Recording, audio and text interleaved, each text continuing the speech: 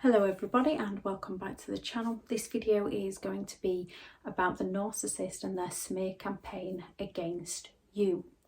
When a narcissist is losing control over you, they want to control how other people see you. They want to control your reputation. They want to control how people see your character. They want to control how people think about your intentions, and the smear campaign is one of their manipulation methods they use to do this, to try and stay in control of your life. Thank you very much to all the returning subscribers and your continued support with the channel. If you are new to the channel, I'm Elizabeth Shaw. This channel is all about the narcissist personality disorder, to give you more understanding of the people you might be dealing with in your life, how to handle yourself around those people if you cannot go no contact, and different methods to find what works for you to help you overcome narcissistic abuse. If you do find the information helpful on the channel, please do subscribe. When it comes to a narcissist and their smear campaign, more often than not, they've got in there first with their stories, usually before the relationship is even over. Usually during the relationship, they will bait you into situations that they can then talk to others, gossip to others about you with, to plant those seeds of self-doubt in other people's minds about you. And once they've done this, they can help those seeds grow within other people's minds. When it comes to their smear campaign, a narcissist is usually going to talk to those people who gossip first, because they will spread the rumours a lot faster. Most narcissists gossip, and some people gossip, but they don't necessarily have the narcissist personality disorder. Some are just the narcissist enablers and the narcissist flying monkeys, helping spread rumours about you. And like Chinese whispers, these rumours often grow and grow and grow, especially when people are bored within their own lives or are struggling within their own lives. So they feel a need to gossip and tear down others to feel better about themselves. When it comes to a narcissist smear campaign, they will either have baited you into a situation where you've reacted, and then they will tell the half truth to others. They will tell people how you reacted to them. Or a narcissist will go all out, spreading outright lies about who you are as a person or about what your motives are. And they will bait you into a situation. They will tell somebody what your motives are, then they will bait you into a situation where you react. So you look like you're obsessed with them. They will hold on to your belongings, and they will hold on to your sentimental items. So when you message them, when you chase them to get these back, they'll not show the other people the message or what the message is actually about. They'll just claim that you're obsessed with them and you keep messaging them. Or they will say something to get you to react, and they will delete the message that they sent you, which is why it's always vital to keep messages and to keep screenshots. They will spread stories about how you are the toxic one. Everything that they did to you, that you're most likely still trying to process and work out what's happened, they will be telling everybody you did to them. And more often than not, a narcissist doesn't see themselves as the problem, so they believe you're at fault, and their stories come across rather convincingly well. If they've exploited you for money, they will be telling everybody else how you drained them of their finances. If they've emotionally traumatized their own children, so you've stepped up and taken care of the children's mental health, they will claim that you're causing parental alienation. If they don't bother picking up their own children because they've got a different supply on at that moment in time, they'll not tell people that they can't be bothered. They'll tell people that you're the one that's being awkward. So people sympathise with the narcissist and don't see what is truly going on. People can then enable the narcissist and further abuse by proxy the person who's trying to break away from the very person who is smearing the name to everybody who will listen. And it's all about the narcissist staying in control of your life, staying in control of their reality, and staying in control of what other people think about them, so that they can rewrite history to escape any form of responsibility and to escape any form of consequences for their actions. And while ever there's no consequences for their actions, they just keep repeating their actions. They might claim that you're an addict of some form.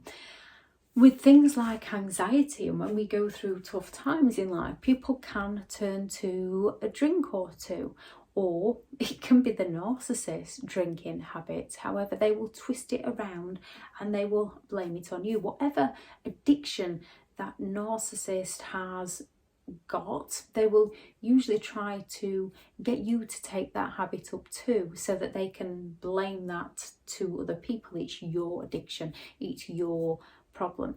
And if you don't take that habit up, the narcissist will still find a way to accuse you.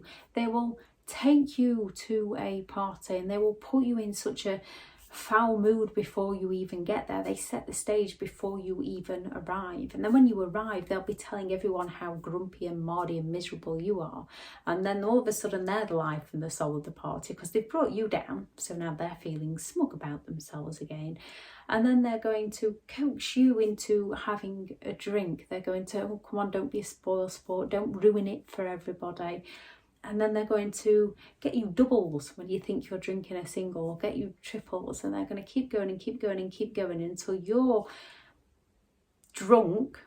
And then as soon as you start acting like that, they're going to sit there saying, you see what they're like? They're miserable without a drink, before the relationship is even over, to gain sympathy and support from those around them. And as people only see the parts the narcissist wants people to see, people believe in the narcissist's twisted truths, half lies. A narcissist is going to go all out there to paint you out to be the crazy one, to paint you out to be the one that's unhinged, to paint you out to be the one that's off the rocker, that's lost the plot. And more often than not, with everything that narcissistic abuse does to people's emotional state of mind, their mental health, their physical health, people can be left with depression and pick up habits, pick up addictions to try and cope with the depression. People can be left with anxieties, people can be left with many fears. Many narcissists will take you to the doctors to try and get you on antidepressants, to try and get you on medication. So on one hand, you believe they're helping you, and those around you believe they're helping you, and they are actually just sinking you, and it's just helping their gains against you.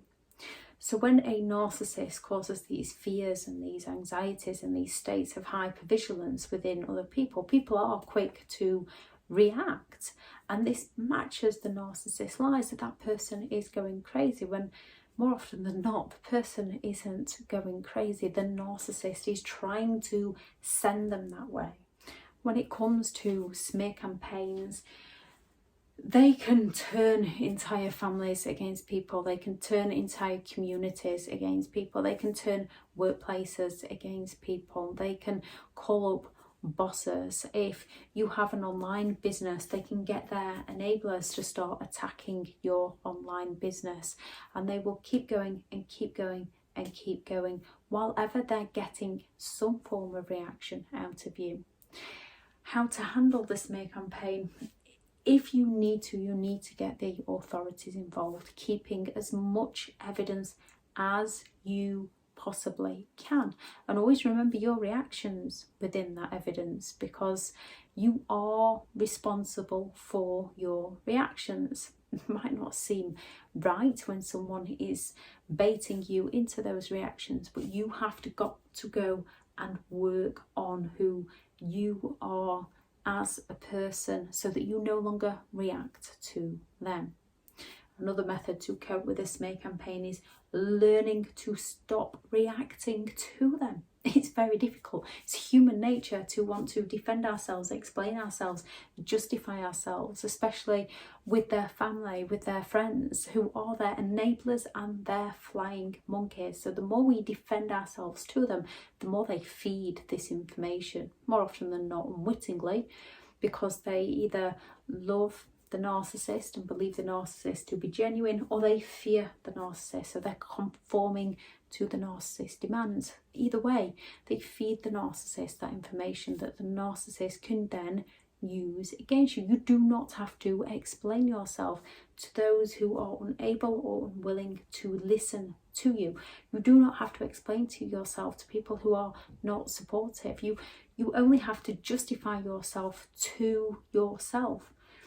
If your intentions are good, there is no wrong way or right way to live your life. There is only your way. And when it comes to a narcissist, they need your reactions to help fuel their games. So one of the best ways to put out the fire of a smear campaign, to put out the smoke of a smear campaign, is to stop reacting and give people nothing. Go and live your best life, proved by your actions, have your moving on. And there is a way. You can always find a way. You just have to know your reason why. And your reason why is to find your joy and to live your best life. Whatever reason why to you.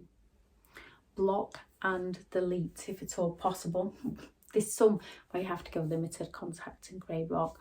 Others block and delete the narcissist, their friends, their family, their flying monkeys, their enablers.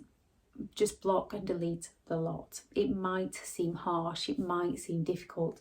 You might question yourself, you might have to do a couple of times, because they can have some really nice, genuine family members that you really get on with or you really appreciate in your life. However, they are the narcissist family members. They are the narcissist friends.